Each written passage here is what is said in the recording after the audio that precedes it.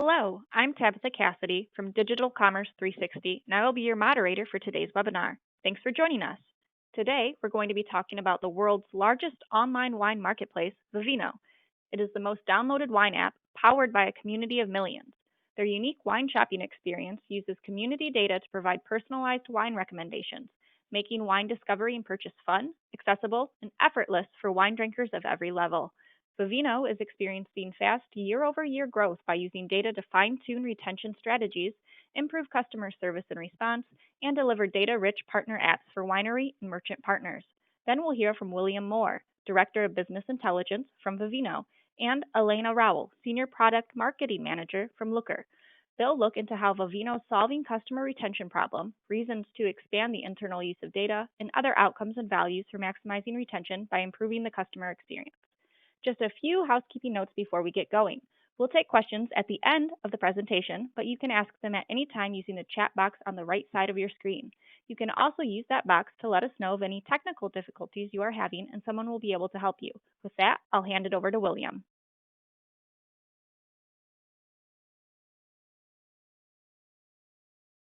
Thanks for the introduction. I'm excited to be here to talk about maximizing retention by improving customer experience and how we do it at Vivino. The agenda for today, we'll focus on a few key areas, including how we use Looker at Vivino, what our strategy is around improving customer retention, and where we are heading in the future. So about me, my name's William Moore. I'm currently the Director of Business Intelligence at Vivino. I have a small team. We handle everything from ETL to data modeling, data analysis, and presentation, as well as managing our Looker instance and our data warehouse. So pretty much every aspect of data, we have our hands in it in some way. I've been at Vivino about 5 years now, and actually in the wine industry for 15. So, worked on analytics projects before for some other smaller companies. Like most of my colleagues, I'm a data nerd and an avid wine drinker, which means it's a great job where you can dig through data, find insights, and have a glass of wine at your desk. So what is Vivino? Vivino, we're the world's largest online wine marketplace and actually the most downloaded wine app. And we're powered by a community of millions of users. Our unique shopping experience uses community data to suggest and personalize wine recommendations, making wine discovery and purchase fun, accessible, and effortless for wine drinkers of every level. By the numbers, we have the largest wine database and the most wine reviews in the world, with over 40 million users who have rated more than 160 million wines. We've also grown pretty dramatically over the years. For instance, last year, we surpassed 1 billion scans. So with the app, you can scan a wine and get a lot of information about it.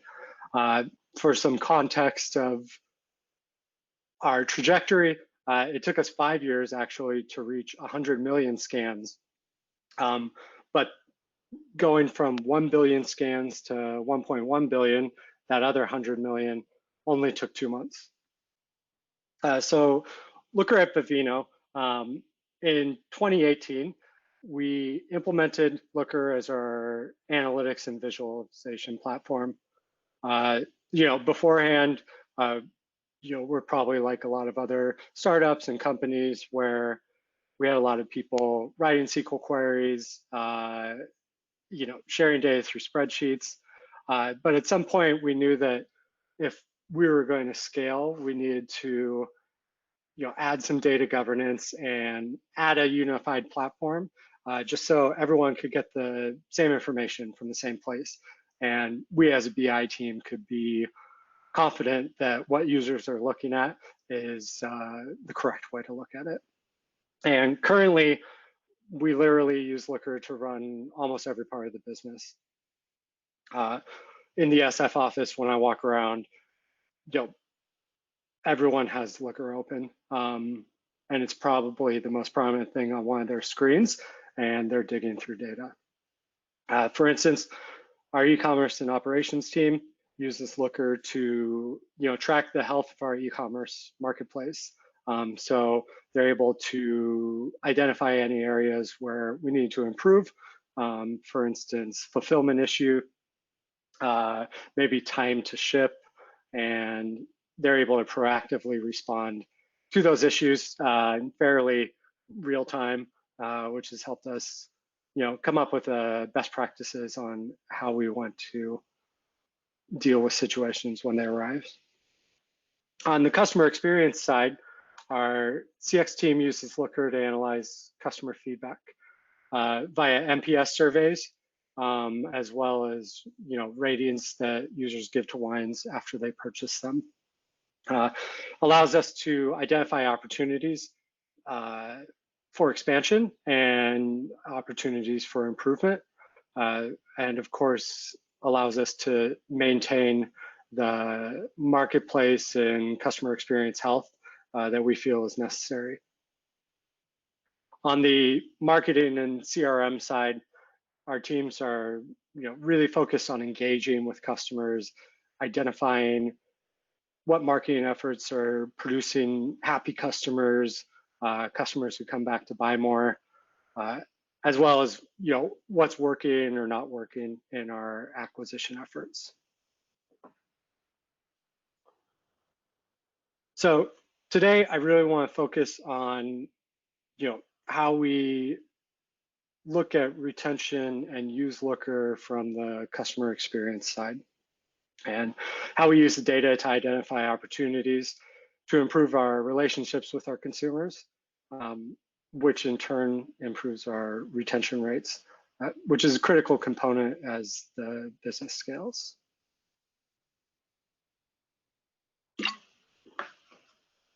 So for Vivino, our customer retention strategy follows this pattern, which is pretty common, and most organizations use something similar to this. First, doing EDA, digging through the data, trying to find trends, we can identify issues that may exist.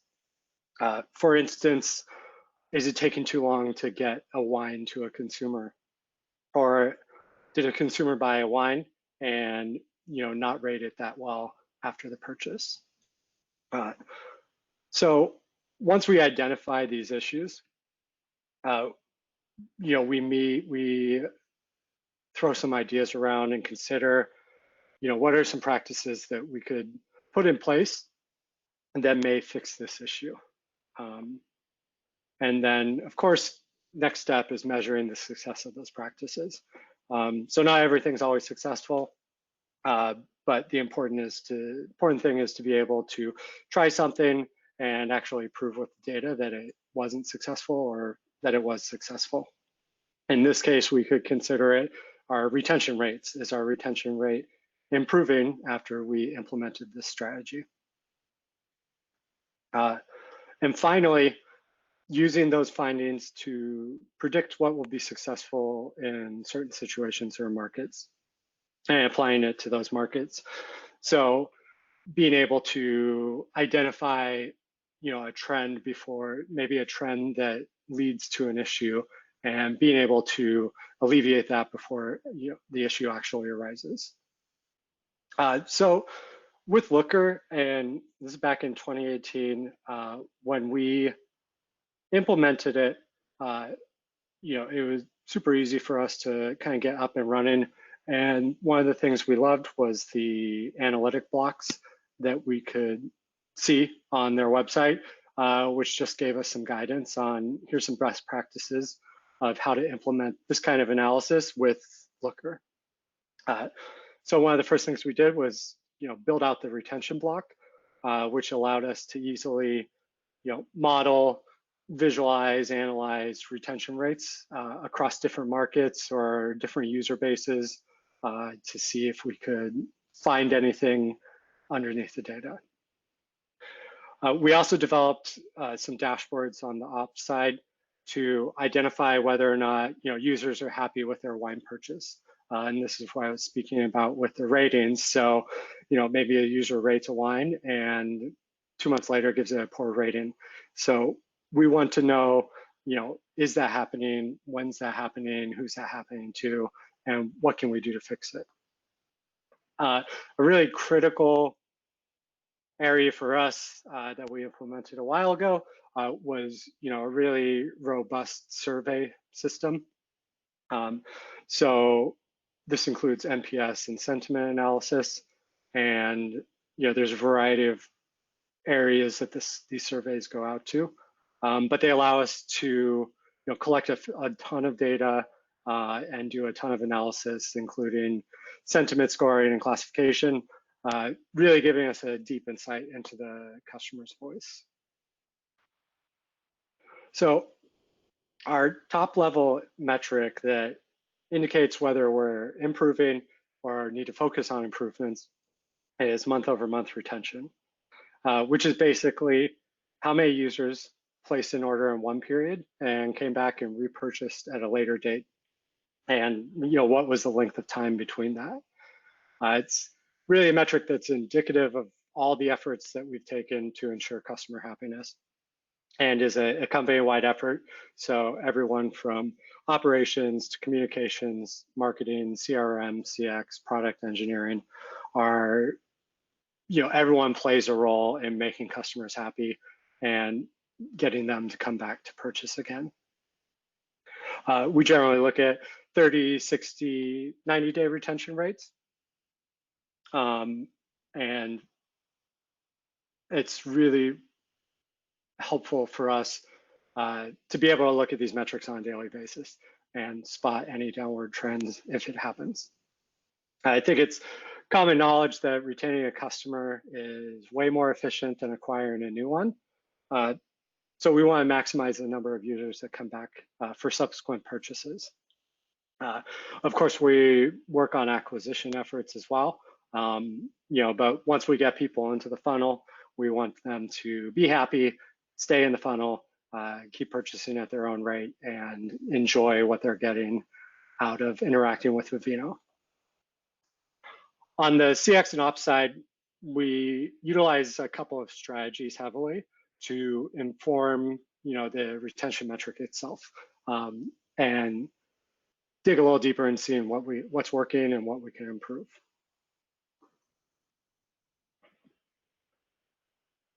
So the first strategy is that, as I mentioned, we do a lot of survey work. And these are, very short and simple surveys that, customers don't mind completing because they don't take 10 minutes. It may take, 30 seconds or so. So there's a variety of triggers that can send out this survey. So after you purchase a wine on Vivino, you may be asked if you want to complete a survey. After you get your order delivered, you may get another request to see if you'd like to complete a survey about your experience. And this is basically an NPS survey, which is Net Promoter Score. So Net Promoter Score is just a measure of a customer's likeliness to recommend a product. Literally, I think the question is, how likely are you to recommend Vivino to someone else? And it's a scale of 1 to 10, and there's 3 categories of respondents. So there's promoters who they responded with a 9 or 10. They're seriously going to recommend Vivino to somebody else. There's neutral, which would be 7 or 8.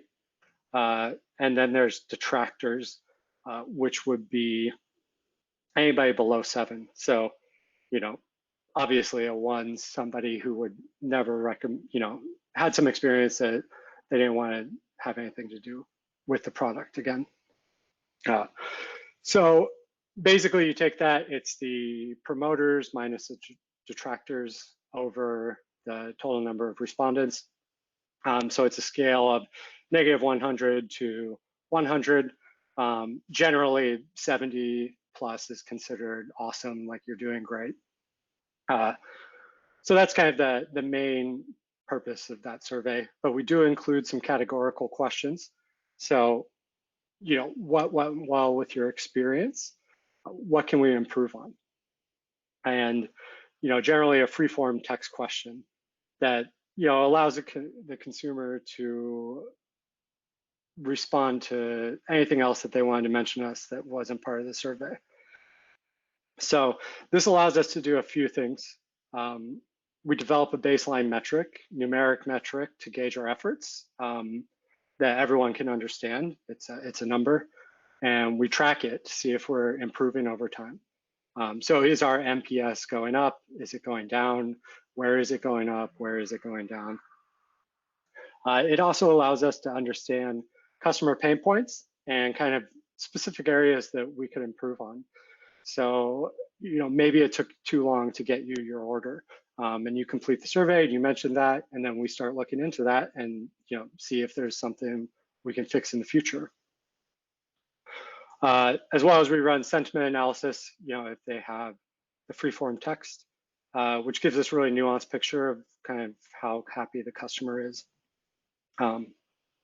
with the product and with their orders.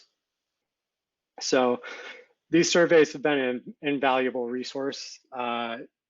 Really, we think a lot about playbooks at Vivino, so kind of best practice strategy guides. So we can combine this survey data and lay it over markets, say markets with great retention rates, and see, what correlation is between our survey data and that market. And then we can deduce what parts of the surveys might be driving that. Then we can go to another market and take those findings and say, you're underperforming here, that market overperformed there, so let's apply whatever that market is doing to the underperforming one.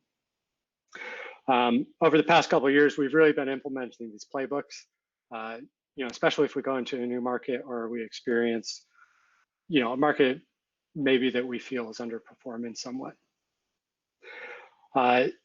Obviously, this probably makes sense to everyone. Sometimes our best performing markets are the ones where, customers are getting their orders fast.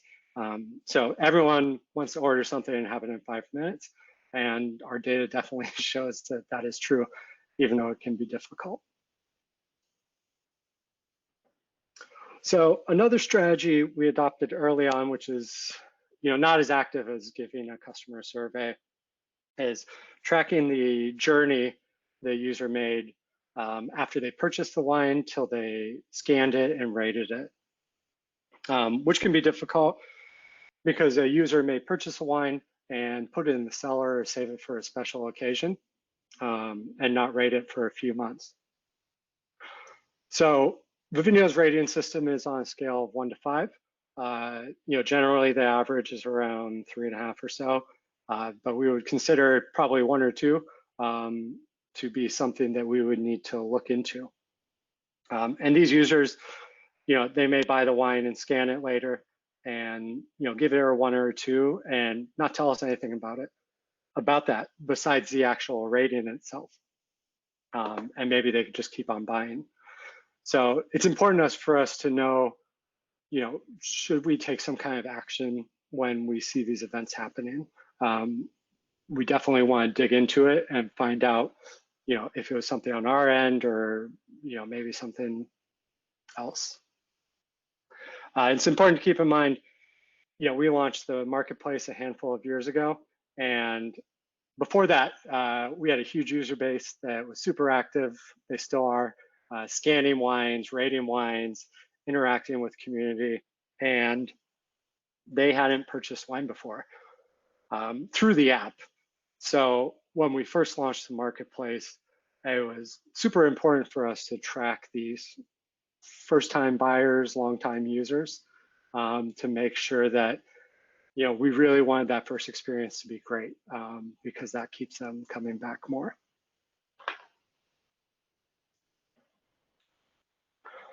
So what we found on the feedback side, and this is something that's obvious that is great to show with data, is that users who had good experiences were 3 times as likely, good NPS scores, 3 times as likely to purchase again, and actually purchase 4 times as much as users who may not have had, that perfect experience. It's totally intuitive. If you have a bad experience, you're not going to repeat doing something. But it was amazingly powerful to be able to surface this in Looker in a compelling visualization and say, here's the data that actually supports that. It's true. And it really helped us spearhead a lot of continued efforts into making sure that we had, great first time experience for buyers and great continuing experience for buyers. So reacting and responding, at Vivino, we rely heavily on schedules and alerts to help us manage the business. Um, the great thing about Looker is that it's so easy for our users to interact and set up schedules. Our teams, as I mentioned, we review all low-rated orders, decide if we need to take some kind of action, as well as monitoring all of our NPS surveys, and take action when the numbers dictate it. As well as on the upside, making sure that all fulfillment issues, anything related to the journey of the wine from order to the customer is perfect. And it's really easy for them to create these custom schedules and alerts. I looked the other day, we have over 200 of these running on a daily basis. And it's great for me because we on the BI side, we've set up the data governance and we're confident that the data is correct. And that allows the users to, circumvent maybe coming to us to ask for a special report they want delivered, or us having to write some script where, we believe in the data and are totally fine with them creating as many schedules and as alerts as they need to successfully run the business.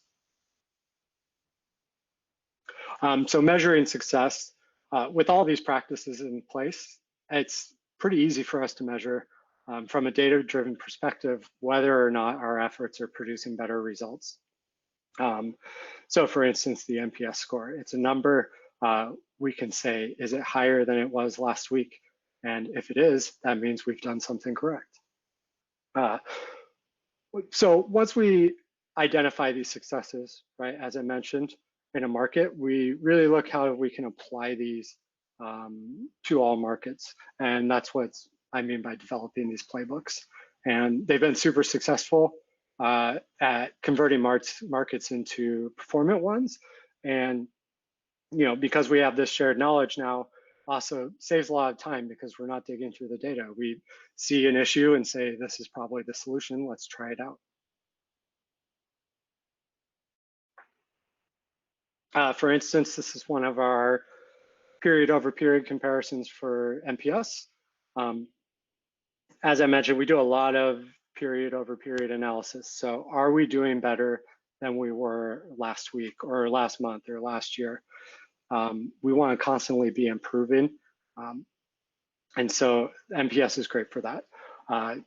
We can immediately look at these reports and know exactly where action needs to be taken, or where maybe we need to dig into and see why they're doing so great.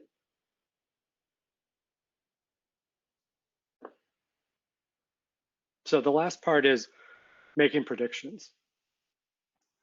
So we're working on this currently in a few areas. Customer retention is all about customer experience. And one of the things that's important to customer experience is making sure that there's good communication between the consumer and us. And that means we need to have staff available to answer questions that may arise, or deal with open tickets. So for us, it's really important, wine is not a simple thing. So we want our agents to be trained well, and it's not something you can do in a couple hours. So on the BI side, we're trying to predict with the data we have at hand, what will our inbound contact rate be? So we can actually go back to the CX team and say, it looks like we may see a spike coming up soon. You may want to scale out, which will allow us to provide kind of seamless customer experience and work smarter instead of harder. Also, as we expand into more markets, we started out the marketplace in US and Denmark and have expanded to a handful of countries after that, including many in Europe, Hong Kong, Canada, and Brazil. And when we open these markets, the great thing has been that we have all this data from all the markets that went before it. And so we're able to look at characteristics of the user base and other variables and see what we've done in other markets and predict, what kind of success we would expect, as well as, what do we think how are their customers going to interact with the product and the ordering, and what can we anticipate, retention driving issues before they even happen. Another thing is just, we have a lot of review and rating data. So it really allows us to spot trends in the market. So that would be what people are drinking, or even maybe something's out on social media or an influencer has posted something. And we're able to spot these in our data pretty quickly, which is great because then we can inform our merchant partners and ensure that, it's a marketplace. So we need to make sure that we have the supply to meet the demand of the consumer. So, okay, we did all that work. So what do we have to show for it? So since we first identified that we should really make an effort to increase our NPS, we've seen about 30% increase in our post-delivery NPS score.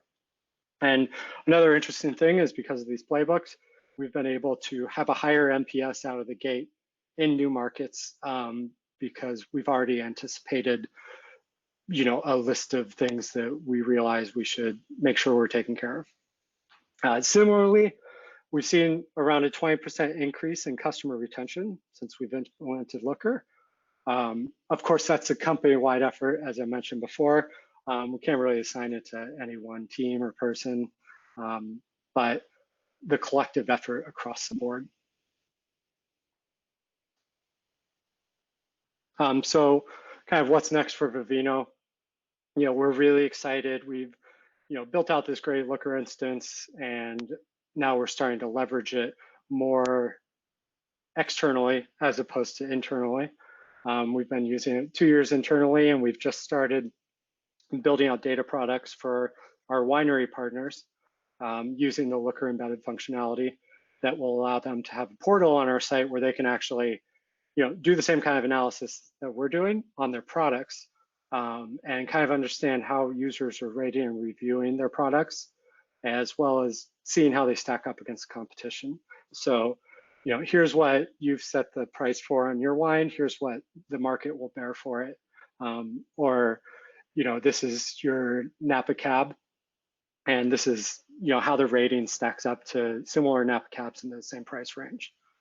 On the merchant partner side, we're evaluating the same embedded functionality in order to provide e-commerce partners some super valuable information on trends in consumption, especially pricing. So letting them be able to look at their inventory and be competitive with the rest of the prices on the marketplace, which in end, of course, makes the consumer happy and keeps them coming back. And keeps the merchant happy because they're selling more. So that's all I had for today. I'd really like to thank Looker for giving me the opportunity to present this. We're very excited about the relationship and love using Looker, and it's become a huge part of our company. So I'm happy to answer any questions that you have currently. Cheers.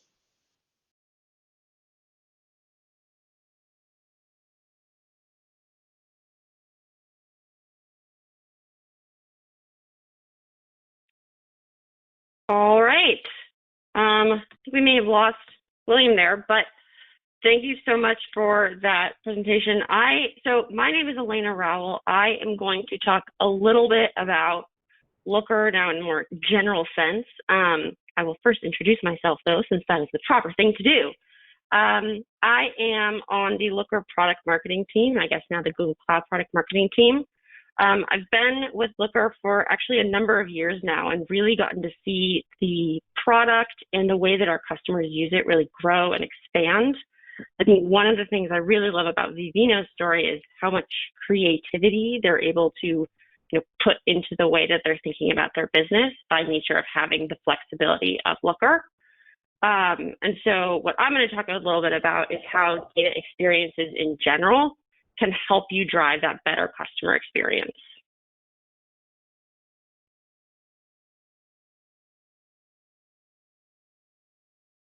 So it's without a doubt a trend in the market that technology leaders are moving their investment towards more, business intelligence and data analytics solutions. The transformation is really now coming to the point of how do we get this into the hands of users and how do we use it to actually make decisions day to day. And what that turns out as is that these insight-driven businesses that are able to do this, that are able to harness and implement this digital insight strategically and at scale to drive growth and create differentiating products, experiences, and services.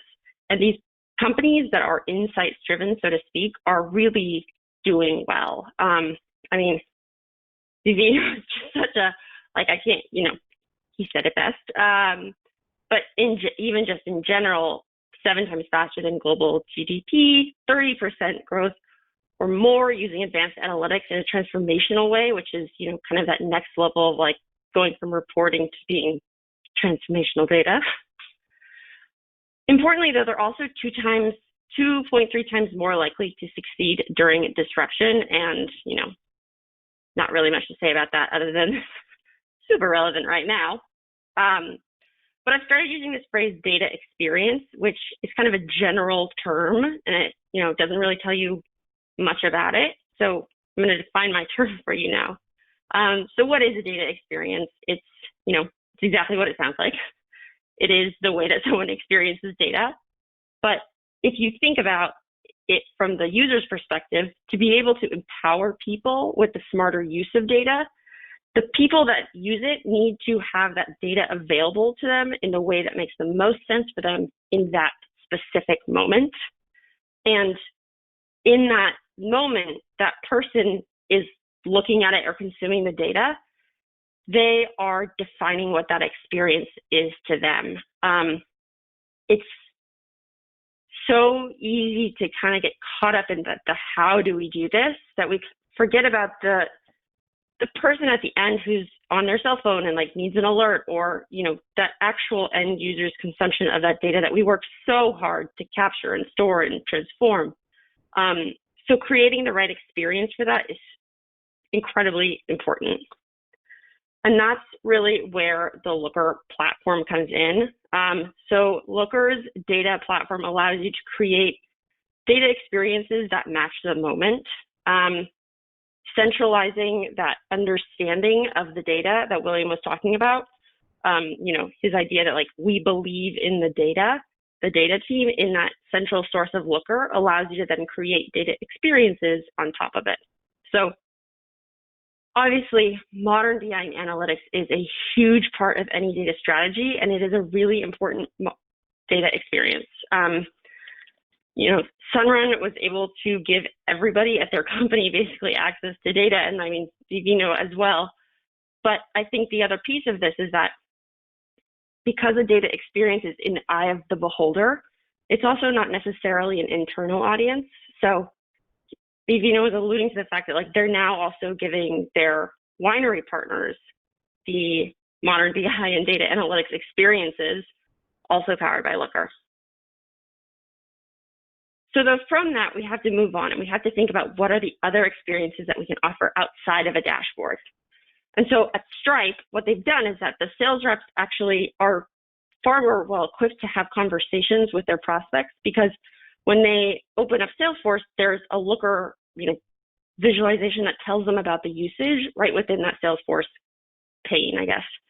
I think the way that I think about integrated insights is that you actually don't even necessarily think about it as data anymore. It's just more information and more context, such that as you make decisions, you just have a richer understanding of the world that you're operating in.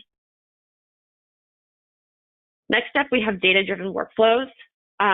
So William mentioned a lot about alerting and scheduling and really making sure that they're engaging with their customers, and this is really where that comes in.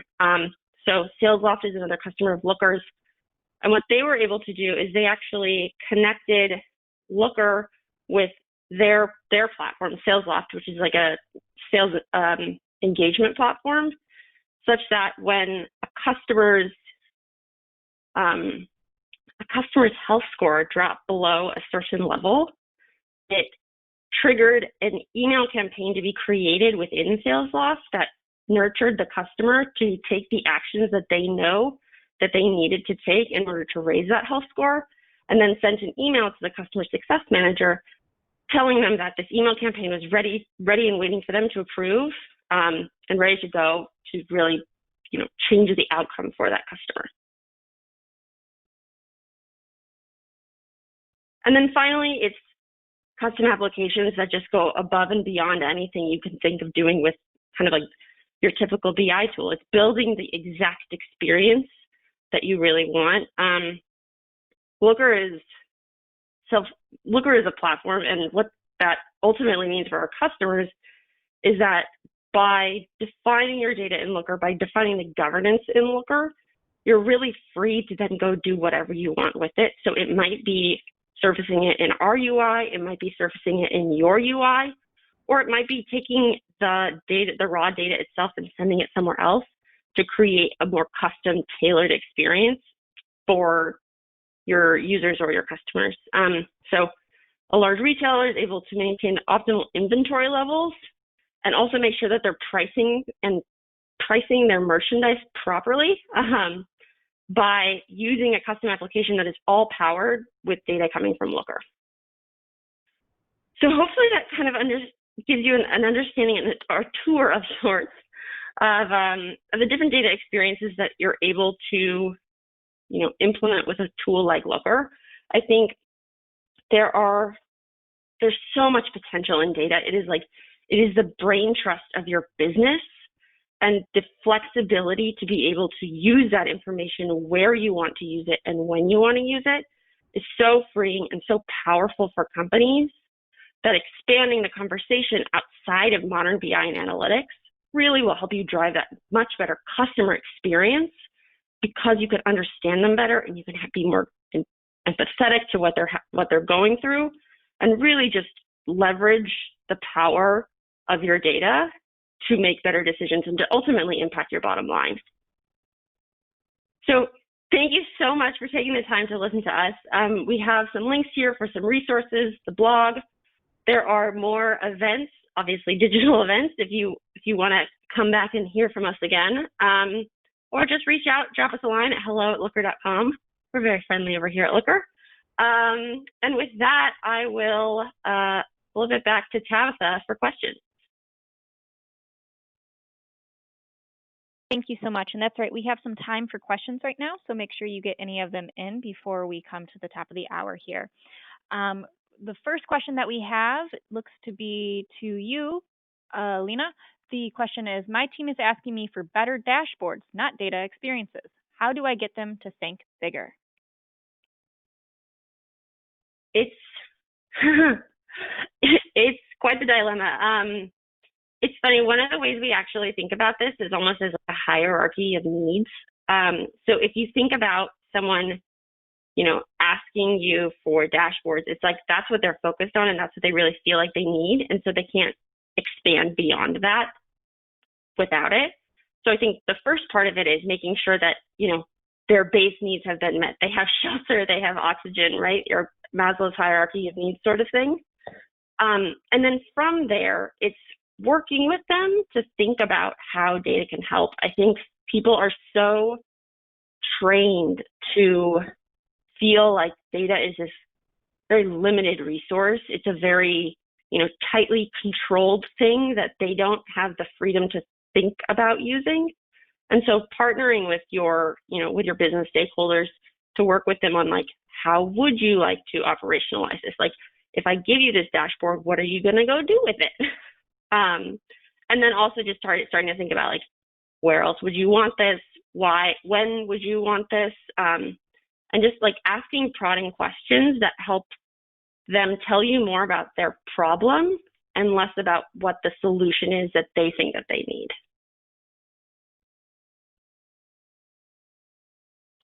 Thank you. And it looks like we have a couple of more questions here. The next one is, thanks for the great presentation. How does Looker differ from other BI players in the market like Tableau? It's a very fair question. So there's a number of different ways in which we're, fundamentally architecturally different. But I think the biggest thing that we see is that Looker is really this platform that gives you the freedom to create these data experiences. There's that central layer of governance that, I think the way that William said it is, he said, we believe in the data, which allows other people, that gives us the confidence to let people circumvent the data team. And that confidence that they have comes from the governance that Looker provides. Additionally, it's just like you couldn't create these experiences in another tool like Tableau. The way that they're architected just doesn't fundamentally support it. And Looker is really leaning into giving our customers that flexibility.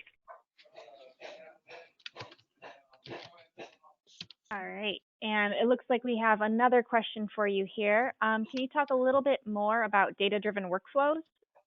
It seems like there are a lot of different things wrapped up in that experience overall.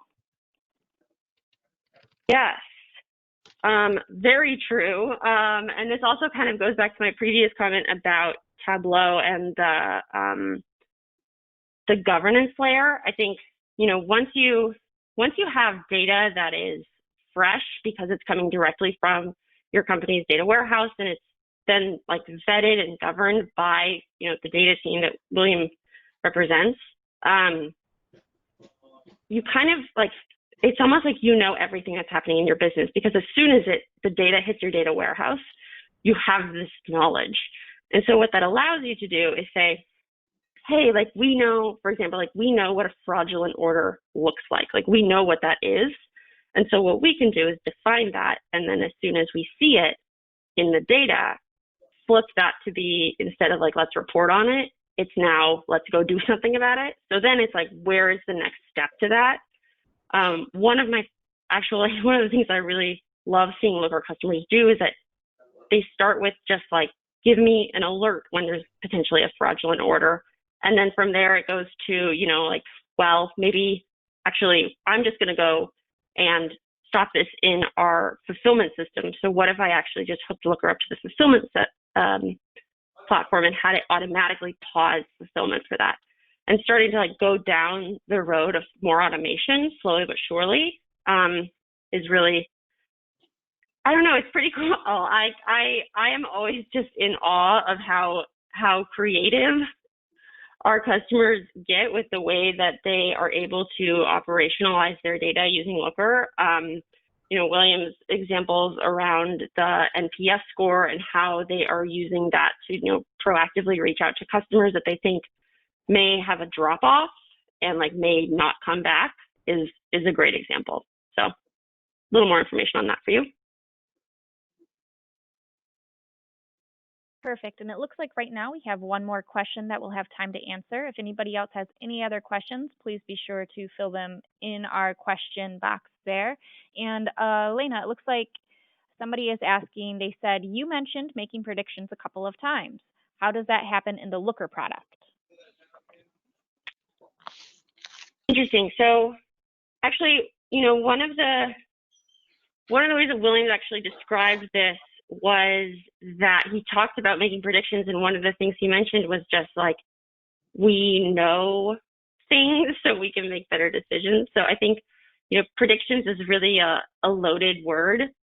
So there's a couple of different ways to think about it. So in the example that William gave, for Vivino, at the very end, he said, we look at what has been successful in markets, and then we try and replicate that as we go into new markets. And so in a way that is like predicting what's going to be successful, purely by nature of just having better information. A prediction is also just a decision with more context wrapped around it. Then we go into the data science, machine learning component of it. And I think there's a number of different ways that Looker can handle that. A lot of our customers will use the cleaned, governed data files that they can produce from Looker to feed their data science workflows out in a third party or in a cloud provider's data science platforms. And then what they'll also do though is take those predictions and send them back to the data warehouse and surface them back in Looker. I think that's, kind of the where data science falls off is when you can actually, sometimes you can't actually operationalize it or do something with it or share those predictions. And so the magic of pushing it back into the data warehouse and servicing that back to Looker and then giving it to everybody is really powerful. There's also there are a lot of really amazing tools out there that do machine learning and really focus on that, the data robots of the world. And Looker has seamless integrations with them. Really, we want to support our customers with what they want to do with their data. And so whatever it is that looks like, we are here for them.